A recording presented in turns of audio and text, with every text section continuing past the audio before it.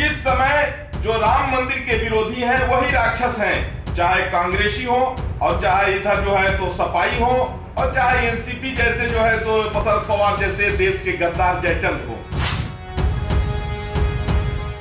राम मंदिर निर्माण को लेकर एक तरफ जहां अयोध्या में तैयारियों की चर्चा है, वहीं दूसरी तरफ विपक्षी दलों को बीजेपी और मोदी सरकार की ये सफलता हो सकता है रास न आए।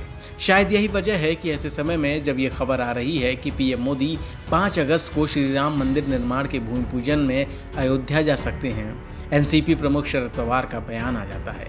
उन्होंने केंद्र सरकार पर निशाना साधने की कोशिश की। उन्होंने कहा कि हमें ये फैसला करना होगा कि क्या ज़्यादा ज़रूरी है। कोरोना को ख़त्म करने के लिए सरकार को काम करना चाहिए, यही उसकी प्राथमिकता में होना चाहिए। यही नहीं, शरद पवार ने आगे कहा कि कुछ लोग सोचते हैं कि राम मंदिर बनाने से कोरोना खत्म हो जाएगा।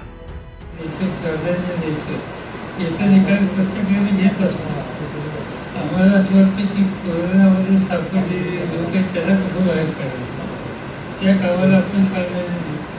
काही लोकांना असं वाटत असेल की मंदिर बांधून कदाचित कोरोना जाईल आणि त्या भावनेने कदाचित त्याने हा कार्यक्रम घेतला असावा, मला माहिती नाही, काळजी मला माहिती नाही।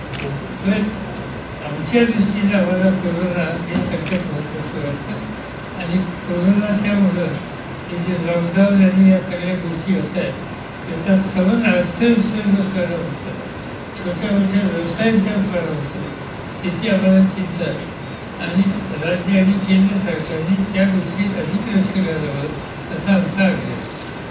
दिल्लीमध्ये येत्या आठवड्यातच जाऊन या ठिकाणी खासदार आमचे उस्मानाबादचे आहेत, एक आहे आणि आमचे बाकीचे सहकारी या बाबतीत जिथं बोलायचं असेल त्या ठिकाणी बोलू आणि त्या आर्थिक संकटातून लोकांना बाहेर काढायला मी हात घालतो।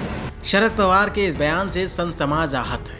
महंत परमहंस दास ने पलटवार किया है। उन्होंने शरद पवार पर तीखा हमला बोला और उनकी तुलना राक्षस और जयचंद से कर डाली। एनसीपी नेता शरद पवार ने जो कहा है कि इस समय देश वैश्विक महामारी से गुजर रहा है, इस दौर में जो है मोदी जी के आने पर जो उसने जो है कटाक्ष किया है, यह बेहद निंदनीय है।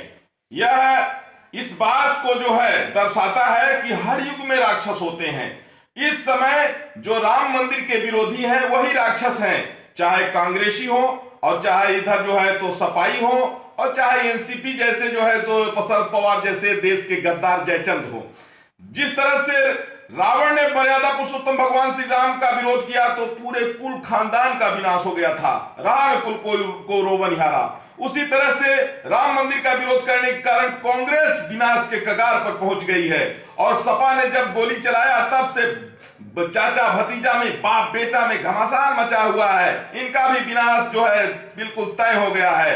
और जिस तरह से शरद पवार ने कहा है, ये सब कुछ ही दिनों में इस तरह से विनष्ट हो जाएंगे जैसे सूर्य के उदय होने पर अंधेरा खत्म हो जाता है। और राक्षस तो हर युग में होते हैं। पहले भी जब ऋषि मुनि यज्ञ करते थे तो राक्षस लोग आके हड्डी डालते थे।